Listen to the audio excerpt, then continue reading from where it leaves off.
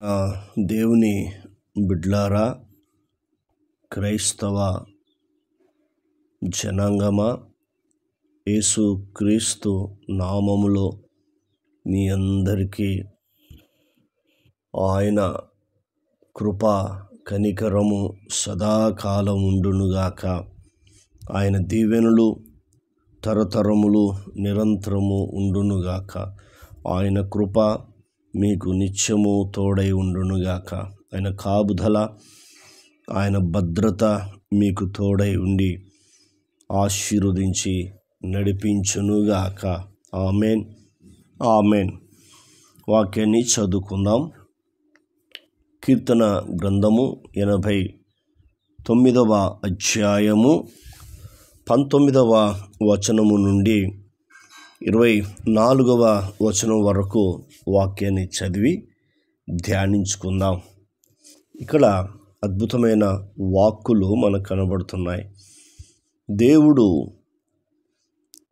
తన భక్తుణ్ణి దర్శిస్తూ తన భక్తునితో నిబంధన చేస్తున్నాడు.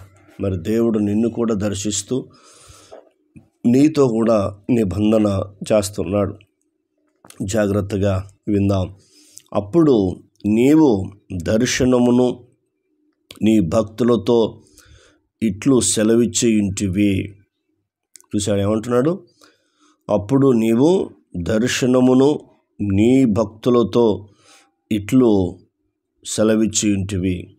అంటే దేవుడు దర్శనము ద్వారా తన భక్తులకు, తన ఇష్టమైన వారికి, తన ప్రియమైన భక్తులకు, ఆయనంటే భయము భక్తి కలిగిన వారికి ఇట్లో సెలవిచ్చి ఇంటివి.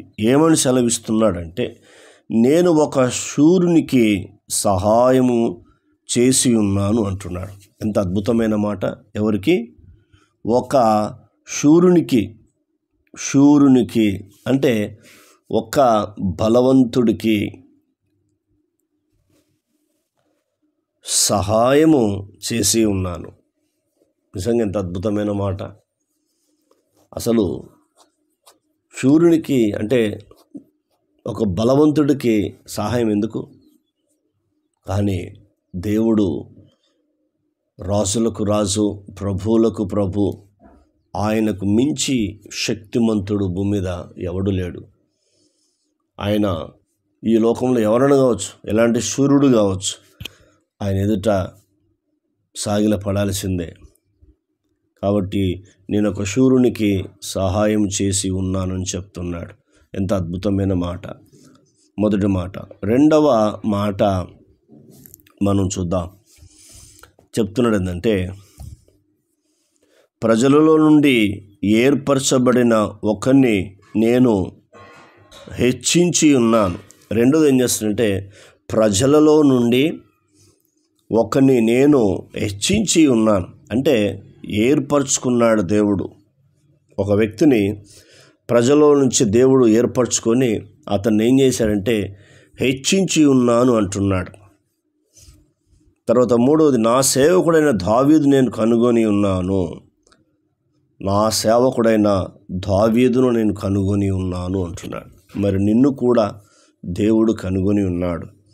మొదటి పేతురు 2వ అధ్యాయము 9వ వచనం ప్రకారంగా పాపములోను, అంధకారములోను, భ్రష్టత్వంలోను నాశనానికి వెళ్ళబోతున్న మనల్ని, దరిద్రతలో రోగాల బాధలతో ఉన్న మనల్ని దేవుడు ఏం చేశాడంటే చీకటిలో నుండి తన ఆశ్చర్యకరమైన వెలుగులోనికి మనల్ని పిలిచి తన గుణాతిశయములు ప్రచురం చేయ నిమిత్తము ఏర్పరచబడిన వంశము, రాజులైన యాజక సమూహము చేశాడు మనల్ని. ఎవరు? ఇప్పుడు మనం రాజులము, యాజకులము, దేవుని ప్రజలము మనం. కాబట్టి దేవుడు అందుకు ఏర్పరచుకున్నాడు. రెండవది, దావీదును అందుకే ఏర్పరచుకున్నాడు దేవుడు. అందుకే దావీదును దేవుడే ఉంటాడు, అతను నా ఇష్టానుసారుడైన మనుష్యుడు, నా ఉద్దేశములను సఫలపరిచాడని చెప్తున్నాడు దేవుడు. కాబట్టి ఈ మాటలు ఎంత అద్భుతమైన చూడండి. రెండవది, నా పరిశుద్ధ తైలముతో అతన్ని అభిషేకించి ఉన్నాను. మొట్టమొదటిది ఏం చేశాడంటే కనుగొన్నాడు. కనుగొన్న తర్వాత దేవుడు అతన్ని అభిషేకించాడు. మొదటిది. రెండవది, నా చెయ్యి ఎడతెగక అతనికి తోడై ఉండును. చూసారా, రెండో వాగ్దానం చేస్తున్నాడు, నా చెయ్యి ఎడతెగక అతనికి తోడై ఉండును. అంటే ఇట్లే చాపాడు, తోడై ఉండును. రెండవ వాగ్దానం చేస్తున్నాడు. మూడవది, నా బాహుబలము అతన్ని బలపరచును. అంటే నా బలమైన హస్తము అతన్ని బలపరచునని ఏం చెప్తున్నాడంటే, మూడవది మనం ఇక్కడ చూస్తున్నప్పుడు వాగ్దానం చేస్తున్నాడు. నాలుగో వాగ్దానం చేస్తున్నాడు ఏంటంటే, ఏ శత్రువును అతని మీద జయము నొందడు. చూసారా, దోషకారులు అతన్ని బాధపరచరు. ఏ శత్రువు కూడా అతని మీద విజయం నొందడు అంటున్నాడు. చూసారా, దేవుడు నిన్ను కనుగొన్నాడు కాబట్టి నీ మీద ఏ శత్రువు కూడా విజయం పొందలేడు. ఎందుకు కారణం అంటే, దేవుడు నిన్ను కనుగొన్నాడు, నిన్ను అభిషేకించాడు. నిన్నేం చేశాడు? అభిషేకించాడు. నీకు తోడుగా ఉన్నాడు, నిన్ను బలపరిచాడు. కాబట్టి ఏ శత్రువు కూడా నీ మీద విజయము నొందడు. అంతేకాకుండా దోషకారులు అతన్ని బాధపరచరు. అతని ఎదుట నిలవకుండా అతని విరోధులను నేను పడగొట్టేదను. విరోధులను పడగొడతానని వాగ్దానం చేస్తున్నాడు. అతన్ని మొత్తి పగబట్టిన వారిని మొత్తెదను.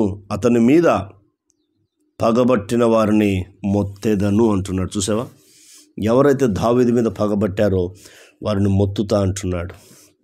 కాబట్టి ఈ వాక్యాలు వింటున్న దేవుని బిడ్డలారా, మీరు ఈ రాత్రికాల సమయంలో నిద్రపోకముందు ఈ నిబంధనతో ఉన్న వాక్యాలు, ఈ ఆధారంతో ఉన్న వాక్యాలు వింటే కంపల్సరీ మీరు కూడా ఏమవుతారంటే అభిషేకించబడతారు.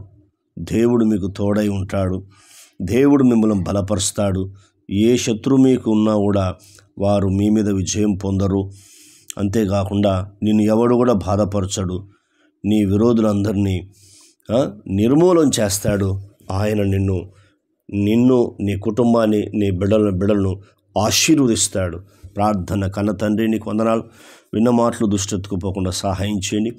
ఈ మాటల ద్వారా మమ్మల్ని మీరు ఆదరించినందుకు వందనాలు, ధైర్యపరిచినందుకు మీ కృతజ్ఞతలు, స్తోత్రములు చెల్లిస్తున్నాం. మీరిచ్చిన వాగ్దానము మా అందరి పట్ల మీరు నెరవేర్చి నీ నామానికి మీరు మహిమ తెచ్చుకున్నందుకు కృతజ్ఞతలు చెల్లిస్తూ యేసుక్రీస్తు నామములో అడిగినవన్నీ పొందుకున్నాం తండ్రి. ఆమెన్. ఆయన కృప సదాకాలం తోడై ఉండి నడిపించునుగాక. Amen, amen, amen.